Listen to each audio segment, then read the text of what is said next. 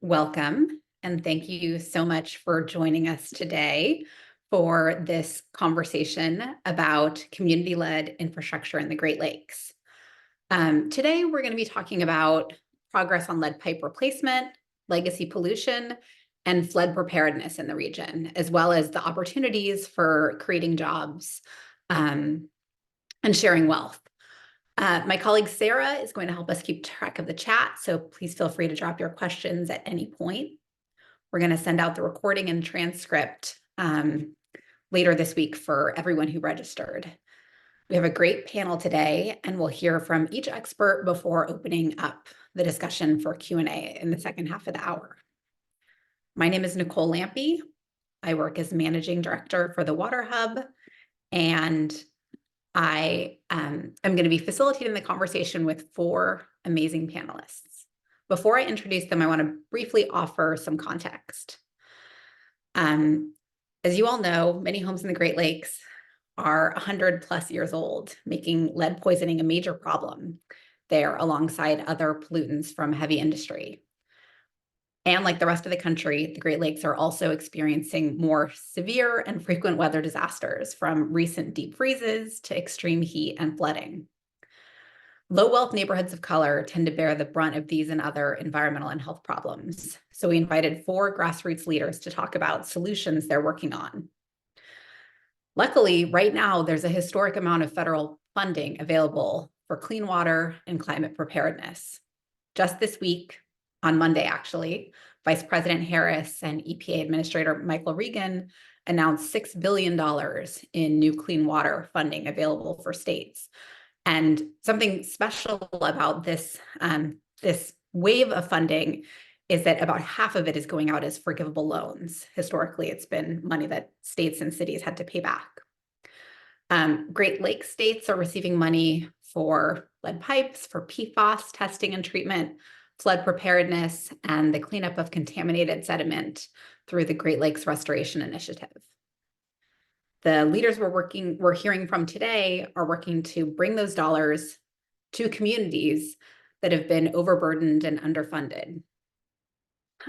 First, I would love to introduce Ivanka Hall, Executive Director of Northeast Ohio Black Health Coalition. Ivanka was also a member of the EPA National Environmental Justice Advisory Council. Her organization focuses on health disparities connected to water and climate, from unaffordable water and garbage service to extreme heat, cold, and flooding. In her role on the EPA National Environmental Justice Advisory Council, Ivanka helped inform the implementation of the Justice 40 initiative designed to get funds directly to disadvantaged communities. Northeast Ohio Black Health Coalition has also received a grant to work with local partners on a resilience plan for African American residents of Northeast Ohio. Thanks for joining us, Ivanka. I'm going to get through the rest of the introductions before I turn to you for initial remarks. Next, we have Joe Fitzgerald, Policy and Advocacy Manager for Milwaukee Water Commons. Milwaukee Water Commons is a cross-city network that fosters connection, collaboration, and community leadership on behalf of common waters. Their programs work towards safe drinking water, green infrastructure, blue-green jobs, and more. Joe advocates for environmental justice to be centered in the acceleration of lead pipe replacement, investments in stormwater and wastewater infrastructure, and ecosystem restoration. He was also involved in the formation of the Milwaukee Water Equity Task Force and is working to ensure that water investments help to reduce disparities in access to living wage employment. Tanner Yes is co-founder of Groundwork Ohio River Valley. In this role, Tanner has led the creation of one of the nation's largest youth green workforce programs and brought climate-safe neighborhoods to Cincinnati. Groundwork Ohio River Valley is the Cincinnati Area Trust of Groundwork USA, the only national enterprise with the mission of transforming the natural and built environment of urban communities through youth employment. And finally, we have David Ross, Vice President of the Board of Directors for Junction Coalition. Junction Coalition seeks to promote healthy relationships with local, state, and federal government to build a better quality of life for community members and business owners who benefit the Junction community. David builds a foundation, the Junction Coalition's pillars of environmental peace and social justice. His practice as a creative is to use the arts and culture to creatively address social issues that affect community. Junction Coalition is working on both lead pipe replacement in Toledo, Ohio, as well as flood preparedness and water democracy. Thank you all so much for being here. I would love to turn to you first, Ivanka. Can you please, I want to start sort of like big picture and funding. Can you talk about the work you did on the EPA National Environmental Justice Advisory Council to ensure money from the bipartisan infrastructure law actually reaches community-based organizations?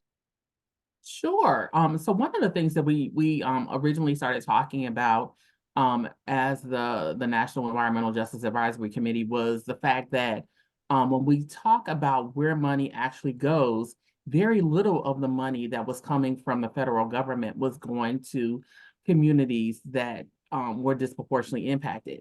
If universities were the partner, then universities got the main portion of the money. And so by the time they got finished allotting, what happened was the community probably would get, less than 1% of those dollars that would go out. And so at the table, because I have an opportunity to have a voice at the table, I made a big fuss about the fact that our communities have been told that millions of dollars are going to flow or billions of dollars are going to flow. And then in the end, nothing changes because the powers that be end up with the money. And so because the universities have always had the infrastructure, they have the bank, so they're able to have the collateral that they need. A lot of small organizations such as mine, and there are many others. I'm sure that all of us here are not these huge conglomerates, that we were kind of left behind. And so what happens is we are the boots on the ground. And so when you leave the boots on the ground without the resources that they need, what happens is the communities aren't going to the universities for the answer. They're coming to us. And so as these communities are coming to us, we wanted to make sure that we're using our voice to make sure we're representing them well. And so when I go into any types of settings, as Shirley Chisholm says, if they don't give you a chair, you bring your own. And so for us, we've had to bring our own chairs to the table many times. And that has been the nature of this beast for far so long. And so now this is an opportunity for us to have true equity around the allocation of dollars. We have a first time ever opportunity for all of our organizations to apply for dollars and be able to get those dollars to use them to impact the communities that we serve. And so that's why it was so important that not only that I sit on the NEJAC, but that I allowed the voice of other people who may not have said anything before I came to actually talk about the things that have been happening for far so long in our communities. And so for me, this is a blessing and a great opportunity, not only for my community, but for all other impacted communities across the United States. Thank you, Ivanka. Speaking about the opportunity for your community, I would love for you to talk a bit about the work that Northeast Ohio Black Health Coalition is doing in terms of climate preparedness planning for the African American community of Northeast Ohio. Well, I think first I need to tell them about me because otherwise they don't know about the organization. So the Northeast Ohio Black Health Coalition is the first coalition in the state of Ohio to work on addressing equity in the African American community. Our work is to create equity in the African American community, addressing the cumulative impacts of racial, economic, environmental, and social justice inequities, and how they work on education, employment, housing, and health. And then our bigger work is to educate, advocate for, and empower the community. We don't do it in a silo. Our biggest strength is being able to work across multiple sectors and unify people and bring them together. So bringing in these public and private partnerships to address the unique needs of our communities. We don't work in silos. I think that that's important for most organizations that are boots on the ground, is that we are looking at these community-led solutions, bringing community members to the table to offer their solutions. We have lots of local conversations, and those conversations are in a place that is walkable for the community. where the community can get there, where there's a bus stop there, there's access there is a sidewalk there. There is, multiple forms of transportation. And then we also make sure that if community members are coming out, that we also compensate them for their time. Because I think that for us, that is so important. Because if they're asking me to leave my house to come to a 2-hour meeting, then whatever I thought I was going to do, I can't do. And so whatever grants or pieces we write up an opportunity for the communities to be compensated. We were recently received some NIFWIT funding to do some engaging low-income residents in resiliency planning. And for us, it's so important for us to engage the communities, because these are communities that haven't been engaged and haven't been engaged a long time. And, what we would get is, you go talk to a couple people, and then that's kind of it. And then they create the plan, and then you find out the plan was there, it was in place. And they're like, oh, we had all these meetings, and people didn't come. And well, did people know? And so for us, our work is first and foremost, we are a trusted voice in the community. And the community trusts us so much that when we offer, whether it's a food program, like during COVID, when we had to multitask and kind of like pivot our services, because we are small, we're able to pivot when other places can't. And so one of them was around food access for disabled community members. And we know that during COVID and still right now, currently, we still have lots of people who are succumbing to COVID. And we knew that disabled children that are in the Cleveland schools or in the school districts can't get to the food. So we had to make sure that the food got to them. And so we sent out about 250,000 meals over 2 years from my house, because I wasn't in an office, because couldn't go to the office, but from my house. So we did a pivot where we had hundreds of volunteers coming to take a 30-day supply of food, a menu for the families, and not just canned goods, but we're talking about healthy foods, where we went to the store and handpicked it ourselves and made sure that we delivered, but also making sure that we provided vaccinations for our communities when the vaccinations became available, vaccinating more than 1,000 community members in a place that was close to them, that was close to home, providing other services that the community so desperately needs, working on issues particularly around lead poisoning and the impact, and then understanding the whole cumulative impact around lead poisoning, that if lead is in the soil, if lead is in your home, that if in the soil, once it leaks into our sewer grate, it is right to the river. And so that means that we have communities. We talk so much about Flint, Michigan, and the poisoning crisis that they have there. But when we look at Cleveland, Ohio, Flint, Michigan's lead poisoning rate is about 7.2%. In Cleveland, Ohio, our lead poisoning rate is 14.2%. So our lowest rate is twice as high as Flint. We have some neighborhoods where 40% of the children are lead poisoned, some kindergarten classes where 90% of the children are lead poisoned. So when we talk about, or when I talk about lead, when I'm out in the community talking about why it's important for us to talk about lead, lead is public enemy number one. When we look at the criminal justice system and how lead poisoning feeds into this lead and crime hypothesis and all of these other things that are going on as a direct result of lead poisoning, what we look at is what happens throughout people's lives when we're talking about these environmental issues. The other thing is around particulate matter. What goes on when you live in a community that has all of these factories that are nearby. And so all of these pollutants are in the air. So what goes up must come down. And so once it comes down and it's there, the possibility of it getting out is not. And so being able to have a garden that is free of some toxins, it's very hard in urban areas. And that's because we are the hardest hit, not having a tree canopy. And so looking at, all of those things and how those things impact our water, what happens at the end, so grass is not a way, you don't plant grass to save a community, because grass, is not deeply rooted. It's not something that's taking up toxins. And so for us, it's how do we make sure that we're educating our clergy members?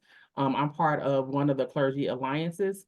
So making sure that we're bringing the members of clergy together, making sure we're bringing the members of the community together, and then looking at these things that we can do as these um, addressing these civil rights and human rights that are going on when we talk about climate resilience and what's going on in our community. Because at the end of all of this, we know that the reason that COVID was able to decimate so many communities and that so many people died is because of all the chronic conditions that people already had and then the environments of which they live. And so for us at the Northeast Ohio Black Health Coalition, our work is important and vital to the community, but our main part of our work of anything that we do, of everything that we do, is trust. Trust is the number one thing that we can carry wherever we go, is that when people hear the Northeast Ohio Black Health Coalition, they know they can trust the work that we do and the things that we say. And that is why it's important for us to be here with you all today and to be able to be with other like-minded folks who are doing these things across the country. So thank you. Thank you so much, Ivanka. Joe Fitzgerald from Milwaukee Water Commons, I'd love to turn now to you to talk a bit about climate readiness. Hoping you can talk about the ways federal funds are helping Milwaukee neighborhoods prepare for future flooding. Yeah, absolutely. And I'll echo, it's really good to be in this room with like-minded leaders around the Great Lakes. I guess one thing that I wanted to really say that I appreciate about what Ivanka was talking about there is just how seamlessly you're connecting people and planet through your work. And I think that that's so much of what the conversation needs to be here with these funds. Thinking about the work on climate readiness, I've seen funding from the federal government through the bipartisan infrastructure law, through the Inflation Reduction Act, have a real significant injection into work that's happening here locally, but really supporting folks who have been doing this work for a long time, folks who have been organizing in their community and calling about the need for action on flooding and tree canopy and improved air quality and all this. So seeing that funding be injected into work that's been happening on the ground. I still think though, and I'll give a couple examples of that here in Milwaukee, but I still think also that there's more that could be done to really track that implementation and impact, to make sure that we're meeting the values of what's been put out around these programs, and also to make sure that we're really directing that funding equitably and supporting those local initiatives. So one thing I'll highlight here is that we've been organizing a program since around 2018 called the Branch Out Milwaukee Network, which was focused on increasing tree canopy in the city of Milwaukee equitably, kind of looking at disparities in where tree canopy exists, and also really having conversations that are cross sector. So like Ivanka was saying, like breaking down those silos and talking about also like how do we not just increase the tree canopy through a planting program, but do the maintenance of the tree canopy that does exist and support folks who have had their canopy disinvested in. And so the city of Milwaukee, the sewerage district, the county, and the public schools recently received $12 million grant from USDA to do a big forestry initiative. And what we're seeing as more of this funding comes out with that kind of like equity values approach, that there's more flexibility on how dollars are being able to be spent. So where it's been very hard historically to fund tree maintenance work, there's more of an appetite to do that. Still, and I would say even difficult to fund canopy work in city in general, but kind of breaking that question of like, how do you work in neighborhoods? How do you work on private property? How do you do that tree maintenance? And so we've been running a tree maintenance program in a mixed income neighborhood, really subsidizing tree maintenance for folks to try to repair that relationship that folks have. They've been living with trees growing out of their house, out of their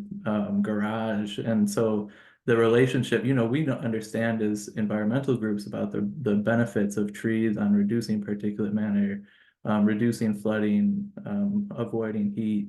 But for neighbors, that's a tree that's knocking into their house, dropping branches, however. So I think that there's a lot of work that needs to be done, both to support that kind of growing space around the tree maintenance work, and also to invest in some of the repair of that relationship between people and planet as well.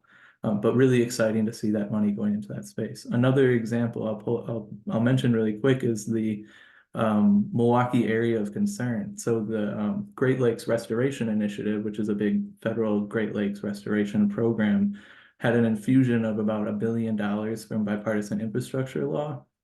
And a big chunk of that, it's the largest amount of Great Lakes Restoration Initiative money that's been invested in a particular community is coming to Milwaukee for the restoration of its waterways. There's about $450 million coming to Milwaukee to remove contaminated sediment that's come from this legacy of industry and marginalization in our city, which is really exciting. And it's also, because of that work that's going to be happening, which again is a cross-sector coalition kind of figuring out how to implement those funds. What we're going to see is also concrete removal on Milwaukee's south side in the Kinnickinnick River. The Kinnickinnick River has about 97% of its watershed covered in impervious surfaces, and when it rains, it's a flash flood almost every time. So it's dangerous for folks to go down by that river. So for us, it's been a conversation then too about what does it look like for us to invest in restoring that waterway, not just for the ecological benefits, but to repair folks' relationship with water and also to reconnect that community to the environment that they're living in and make it healthier also. I'll say, I think one more thing I would say about this kind of investment is that there's still work to be done. One, to increase this funding amount, that to see the additional money going into this is really exciting. But I think there's still a need to invest more money in water infrastructure. The amount that we've seen is not enough right now. And what we're running into is that folks are still having to pit communities against each other in terms of who gets funded. And it's not okay. Environmental justice issues exist all over our state, and we shouldn't have to have a community that's disconnected from a wastewater system competing with a community that wants to address flooding issues in a disadvantaged neighborhood.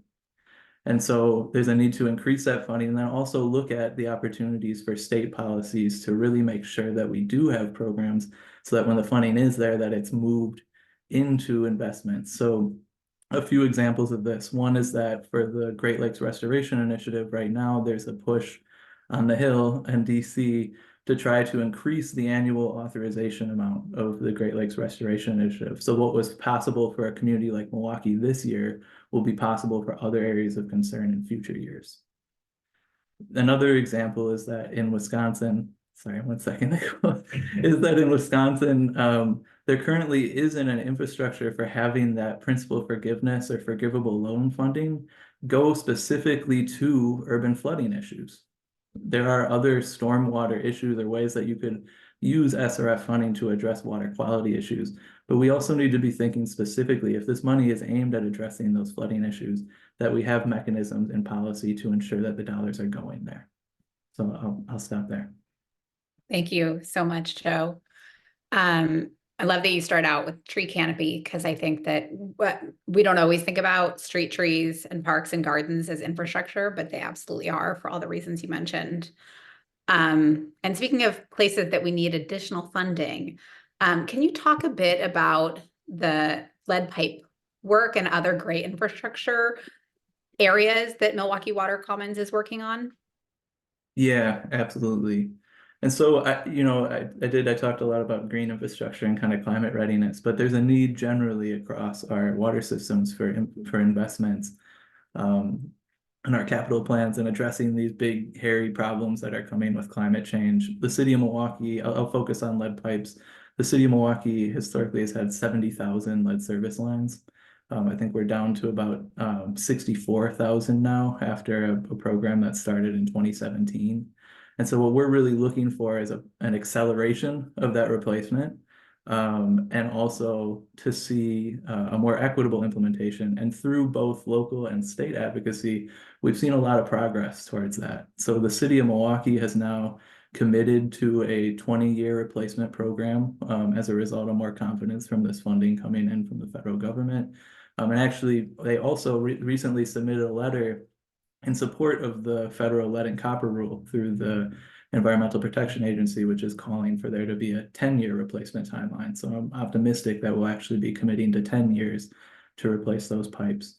And the reason that that's possible right now is in part because there's this federal funding coming down, especially through principal forgiveness, to be able to support this work. But also we did work with our state administrators of the State Revolving Loan Fund to find ways to make sure that money was incentivized to go into smaller geographic areas, so that it wasn't necessarily that we were pitting larger communities against smaller communities, but that we were prioritizing communities without the ability to pay for infrastructure investments, and also with the highest need for investments in water infrastructure challenges. And so we also were able then to work locally with the city of Milwaukee to have a mechanism for how that funding would be distributed within the city. And the city have developed an equity prioritization plan working with local partners that prioritizes census blocks based on the frequency of childhood blood lead poisoning, the density of lead service lines, and also different socioeconomic factors. So really measuring what neighborhoods are best equipped to be able to pay the rate structure of replacing lead service lines. And so we're prioritizing those communities that have been most disinvested in, that are feeling the brunt of the lead emergency, and also that there's no cost share for residents anymore to be able to replace those pipes. So that'll go and be taken on by the utility. So this is a really encouraging thing to be seen. The one thing that I'll pull up as we start to see more urgent investments in water infrastructure is, I know it was mentioned that I helped to work on the Milwaukee Water Equity Task Force. Is that as we're seeing hundreds of millions of dollars coming into our communities for drinking water infrastructure, wastewater, stormwater, waterway restoration, there's a major disparity in Milwaukee of who has access to employment. And so we also need, this is the Infrastructure Investment and Jobs Act. We have to be able to see that this is also an investment in living wage employment for communities of color, for women who have been mostly marginalized from the water sector. And the city of Milwaukee just recently did a disparity study that showed we are very underwhelmingly employing contractors that are minority owned or women owned. We did an analysis of the water sector here in the city of Milwaukee and found that some trades like plumbers and pipe fitters employ up to 99% white men. The disparity in the city of Milwaukee in terms of who has access to employment, who has higher income jobs, who's underemployed or unemployed, is that it's mostly Black and brown folks and women who are experiencing that challenge. And so we've been working really intently to make sure that as those investments are coming in, that we're pairing that with a fight for economic justice and ensuring that that's creating access to living wage employment. But I think as a environmental community, we need to take that challenge much more seriously. Thank you so much, Joe. And that is actually a great lead in to the questions that I wanted to pose to you, Tanner. I know that Groundwork Ohio River Valley thinks a lot about job opportunities. Bipartisan infrastructure law funds are flowing through 2026. So we're just about halfway through. And I'd love to hear you talk about what you see as the job and economic opportunities associated with all that spending, and what Groundwork has been doing to put local youth and residents to work. Great. Well, thank you again. It's great to be here. The vibes are high, and just to be in the Zoom room with one of the architects of J40, with Ms. Hall, and everything that Joe said, I'm going to build off of some of that and say something that might sound funny, but I'll explain, which is that the climate crisis excites the hell out of me. And maybe you've cut to the end of that, which is there's so much opportunity within this crisis, particularly what we're seeing from the federal government now, and people like Ms. Hall who made these initiatives happen through BIL, IRA, ARPA, et cetera. And to build on what Joe said, this connection to nature, whether it's through genocide, slavery, immigration, co-opted messaging, whatever, has been taken from so many of us, particularly folks of color, low-income folks. And this generational, this crisis opportunity that we have to reconnect through things like jobs, it's incredible. So I find myself being very optimistic within all of this, the biodiversity collapse, the climate crisis, et cetera, because of folks like who are on this call. So as it relates to jobs, that's an obvious hook, an economic hook. And I tell all of our youth employees, young adults, it's their fight to change capitalism. It's above my pay grade. And until that happens, we're just going to outwork everybody. And what we've done at Groundwork Ohio River Valley is build one of the largest youth green workforce programs in the country, call it our Climate Conservation Corps. Employ over 150 youth per year. They're like a small green army that go around the city, making it more resilient and green. And they do this off of what residents in our frontline communities have identified as potential programs, problems, or projects. That's something we call our Climate Safe Neighborhoods program. Like Ms. Hall said, again, we pay residents to be involved with their own climate resilience plans at the neighborhood level. They use this to advocate and take over processes at local government, such as our Green Cincinnati plan. And then we put our green workforce to work through funding, whether public or private, on these plans. So it creates a really nice symbiotic circle there. The goal is to keep health and wealth in our communities. Again, when you think of what's been taken, whether it's messaging, identity, economic opportunity, we have this chance to undo some of those historic wrongs. The goal also, quite frankly, is not clean water or clean air. These are outcomes. The goals are things like lead pipe replacement.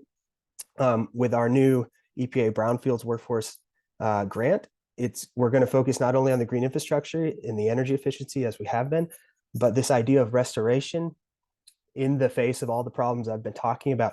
Restoration, mind, body, soul, land, is one of the ways that we reverse the historic wrongs from the prejudice and racism of the past and say, here's some economic opportunity, but you're also healing the land while also healing your community and your neighborhoods at the same time.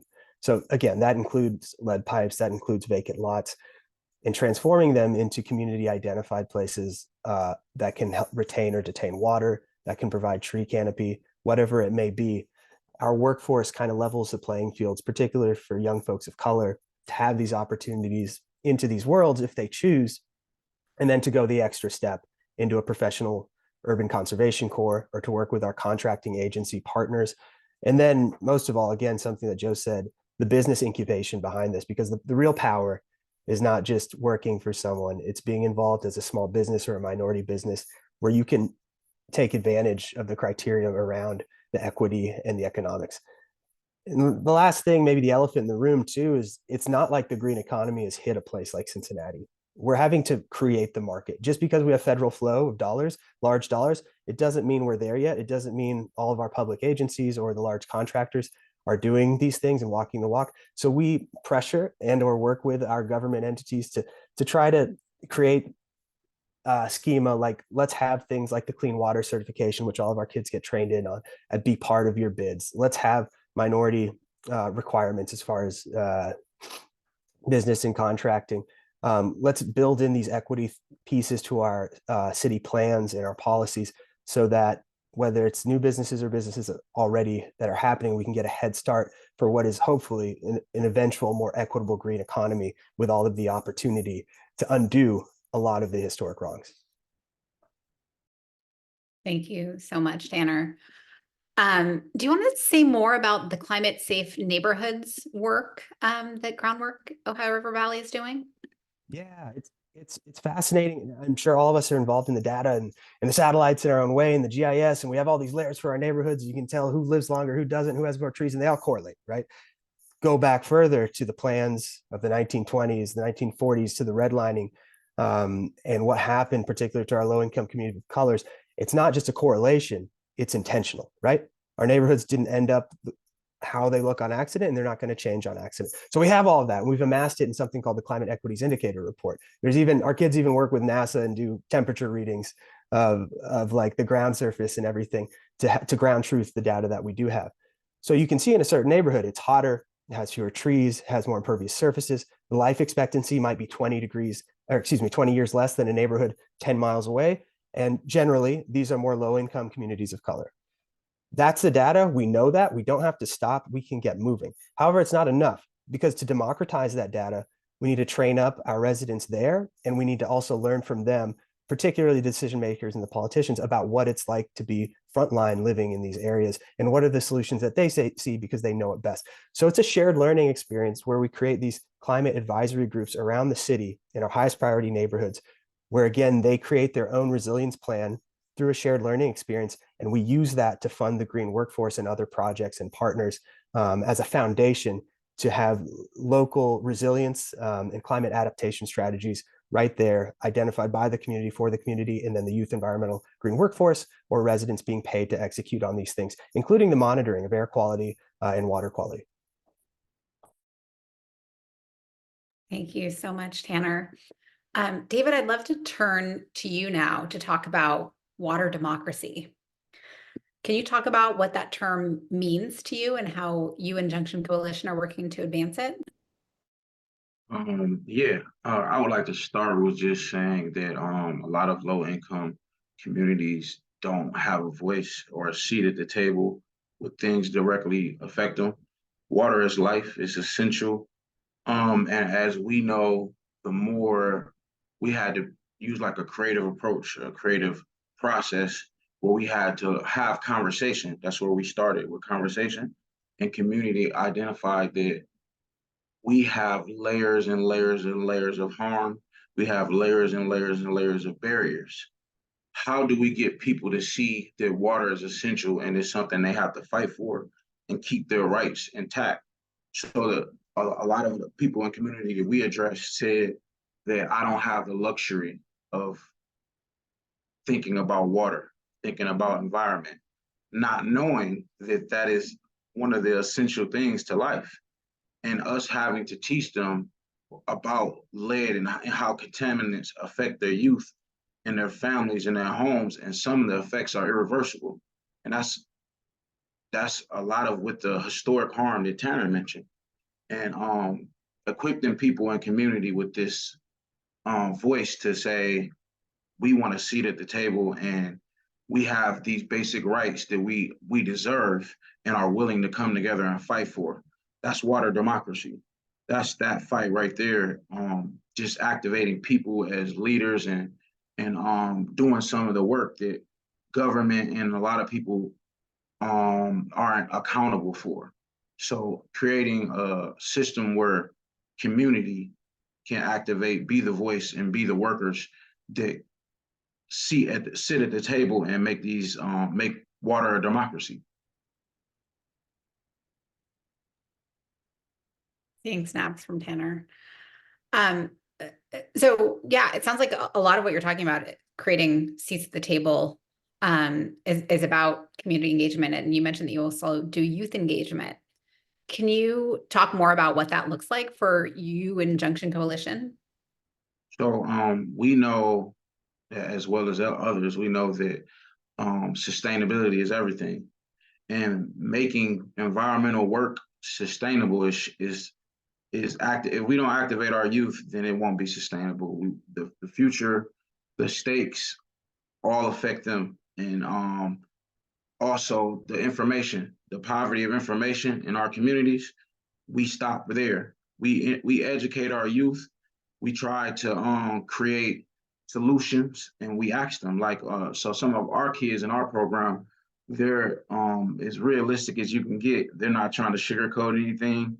They don't want to hear the fake version. They want to know the raw version of, look, if our environment and our water, everyone on the planet deserves clean and affordable water, but it's not accessible to everyone. And when you tell a child that that a lot of the communities where the lead contamination is high is in communities of color, they say, why? Why is it my area code that has the highest concentration of lead? What did I do wrong? What happened in my family, in my home, to where I got these irreversible, what I'm told there are irreversible effects? Why am I going through that? And what we taught them was about equity. And they said to themselves, like, so water is something where everybody deserves equality. We already been denied it historically. Now, equity is a conversation where we deserve to be hyper-focused, and we deserve to be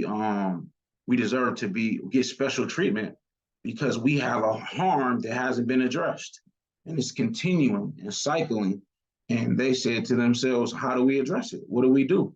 And, we got young influencers and community leaders, and we all activate them. We put the fuel to our youth and tell them, you got influencers and leadership roles in community that are vacant by our young people, and you got to fill those seats. And our kids they're ready because kids just have a different response, and it just shows that we have a brighter future. And people like our panelists are on ensuring this future. And organizations, grassroots organizations like ourselves, is taking the charge of equipping our youth with the information and the drive to do it. And our kids, they created murals. We got murals that I'll try to send you pictures of, murals, and we got short documentaries and podcasts where they activate their voice, and it just makes me know that the sustainability of all this work is going to happen. There, a lot of us had ambition to make great change and be change agents, but these youth, they're ready, and that's what we had to look at and be the amp to amplify their voice. Thank you so much, David. For those of you who are on listening, we welcome your questions in the chat. But while we wait for those, I would love to turn back to you, Ivanka, and hear more about this funded project that Northeast Ohio Black Health Coalition is working on for resilience in the African American community. Can you talk about the status of planning and what you're hearing from the community in terms of their priorities?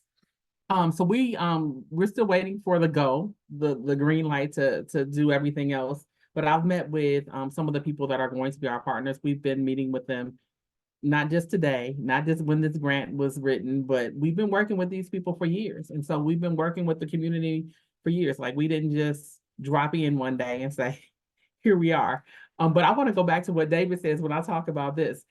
I think so I'm a grandmother. So I'm a grandma, and so I have two grandsons. I have my son, and I have a daughter-in-law, and I understand that they have a different energy than I have, and I understand that Nelson Mandela said it best. There is a time when you become the elder statesman in the room. And I am that time. I am the elder statesman in the room. And I had an aha moment probably a few weeks ago, because having young people, so young people are the ones that have carried the baton of every single movement that we've had in America, right? Movements don't start with old people.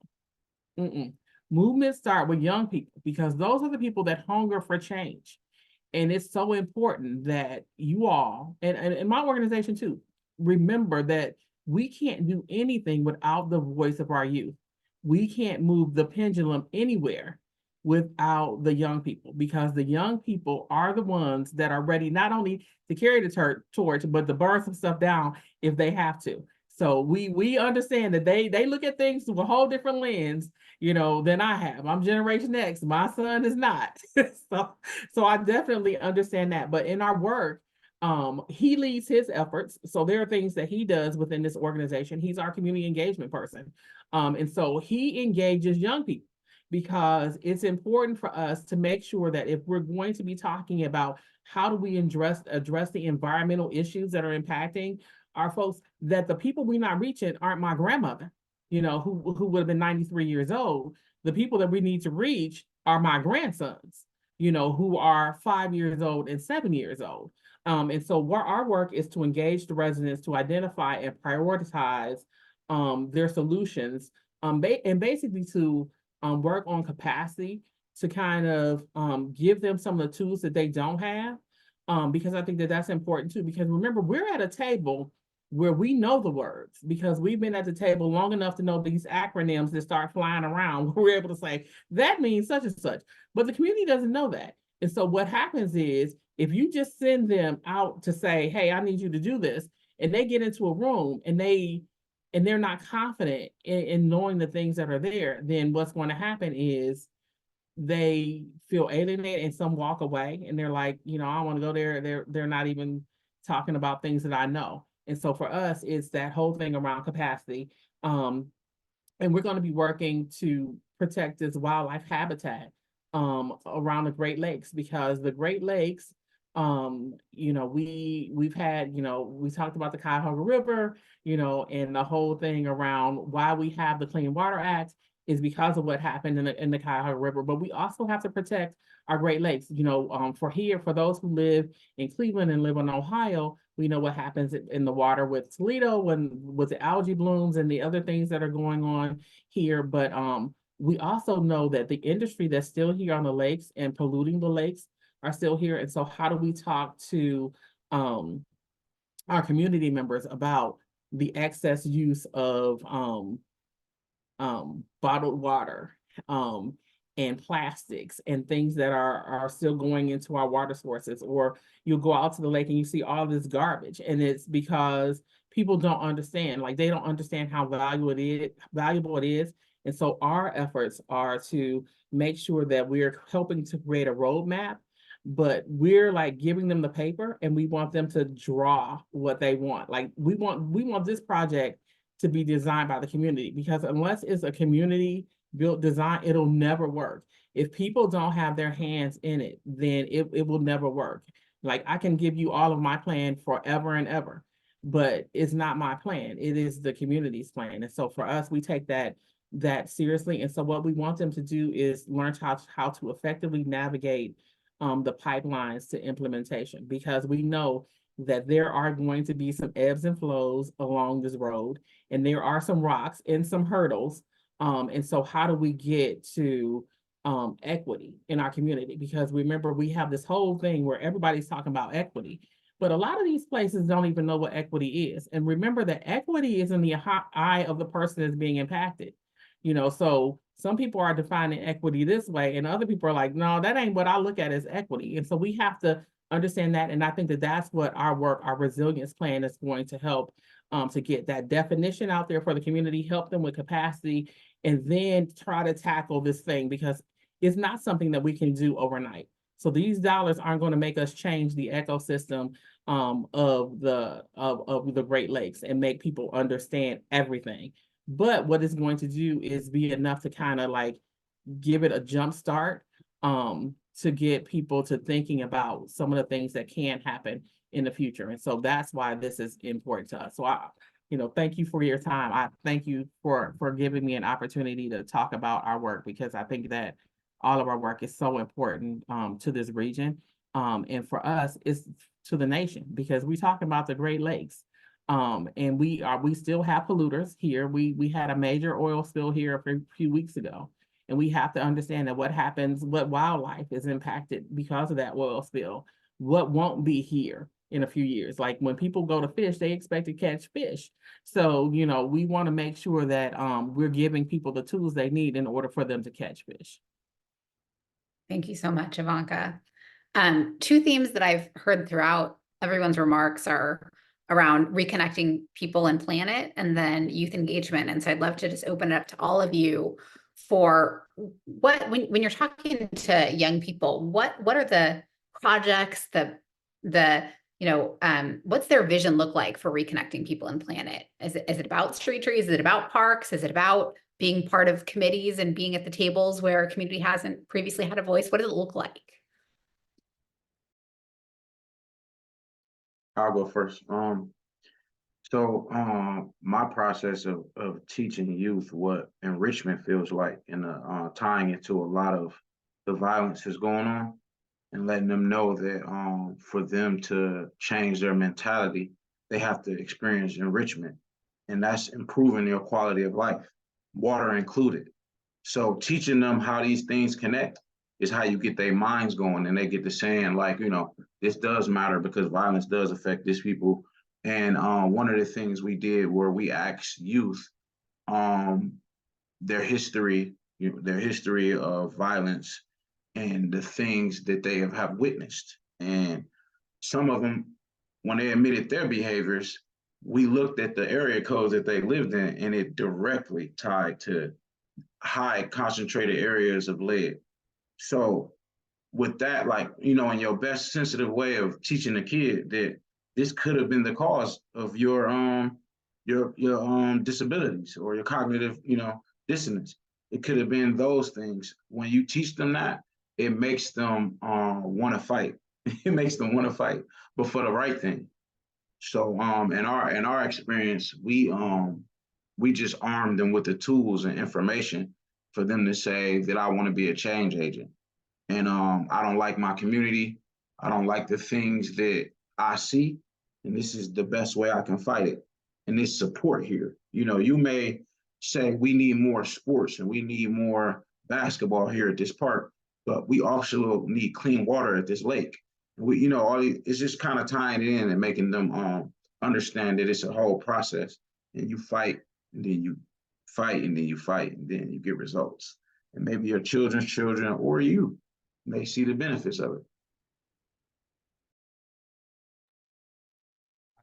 And follow kind of sequentially, even because I agree wholeheartedly with David. It's the first step is the discovery or the learning or whatever, but then there's also the hook in the barrier breaking to go farther. So as it relates to employment, you know, our kids aren't going to summer camps generally, things like that. We pay them to come out here and experience recreation and also largely their first jobs until they maybe graduate up or do whatever it is next.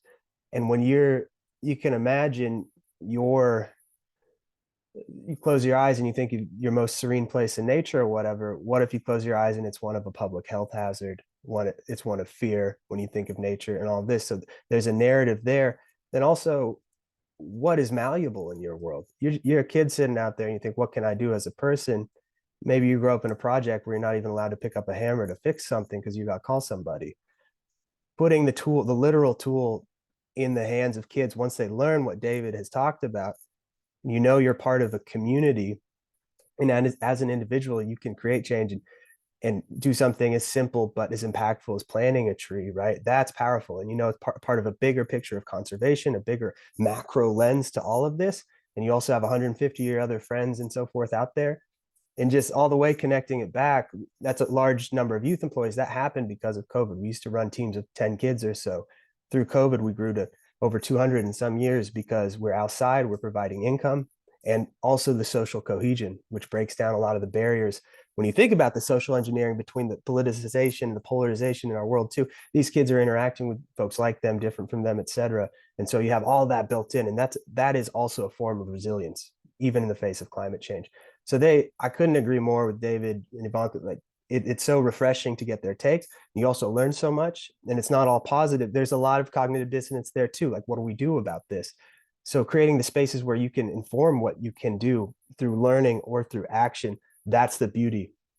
And then once again, connecting maybe a future job to the environment. So it's not just seen as a place or something that's done to you, but you are part of it.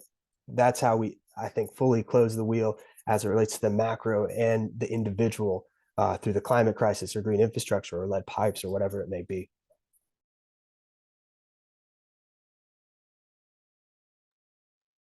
I think the only thing that I would add to what folks have said here, and it may be just more echoing than anything else, is just how immediately intersectional the younger generation is able to think about this work around the climate crisis and the environment.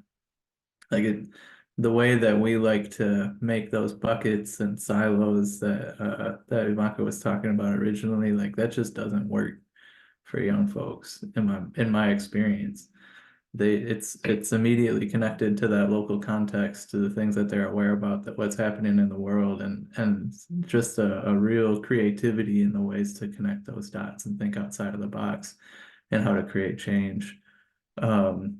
You know, I would say that one challenge that we've been pushing as an organization is just to create more spaces for young folks to be in leadership. And so as we're making these decisions, again, making sure that there's forums for that intergenerational conversation, forums for young folks to be at the table, but also that there's actually a seat at the decision-making table for young folks to have that voice as well. And I think that that is also one of the best ways to get folks to step into leadership, is to put them there. And I think for me, so you all don't know my story, but I think that, you know, one of the things that's important for us to understand too is that we can use the work that we do to heal our communities, because health doesn't begin at a hospital. It begins at their community, at the community level. And so when we have communities that are literally dying from the things that are going on around them, or the fact that lead poisoning and crime are interrelated. You know, that's important for us to understand. There is a lead and crime hypothesis. We understand that lead feeds the maternal and infant mortality rates in all of our communities. All of our communities, mortality and infant and mortality rates are crazy. When we look at end of life, and we see that, you know, if you are lead poisoned as a child, that as you age, you are more likely to end up with kidney failure, hypertension, and dementia are directly tied to lead poisoning. For us, we talk to our children, to our young people. We have a program called Teen Truth. And so Teen Truth works to advocate, help teach advocacy skills, but it also does this whole thing around teaching them how to prepare healthy food with the things that they have at home, and yoga, things that they probably wouldn't even think about. But I do all of this because I am those that I seek. You know, my mom was murdered in front of myself and my younger brothers when I was 6 years old. And I promised that I would use my life to help change the lives of others. And so I understand that I'm no different than the young people that I'm trying to get on board, because when they hear my story and they see the things that I do, they can't believe that, okay, you did this and you won congressional awards for your work. You know, was named the 100 Women to Know in America. I'm a girl that live in the hood, and I still live in the hood. I live in the middle of the hood. I live in Cleveland. I live in an old farmhouse. But when the young people come here to gather, when we're having events, you know, before COVID, you know, having things here, during COVID, having things here and having them outside, I remember one young man sat there and he closed his eyes and he kept saying, "Is this Cleveland? Is this Cleveland?" And at first I didn't really quite understand and then I said, "It's peaceful here. You know, there's solitude here." And that's what our water offers us. My grandfather used to fish because it allowed him to be able to close his eyes and just be in heaven, right? And so for our young people, teaching them the things that can change their lives and their mindsets can help to ease some of the things that are going on. You shouldn't have to walk down your street and every time a car you think is behind you, you turn around, because you're always on high alert all the time. And that's what we are. We have communities that are on high alert all the time. And so being able to have these resilience projects and teach people about how we can protect our environments and how we can use our environments to heal, those things will be important for us for years to come. What a beautiful note to end on. Thank you so much to Ivanka, Joe, Tanner, and David for sharing your work and your expertise and your stories. As I said, I'll be sending out the transcript and recording and contact information for all of our experts just as soon as they are ready. So thank you very much again for joining us. Have a good day.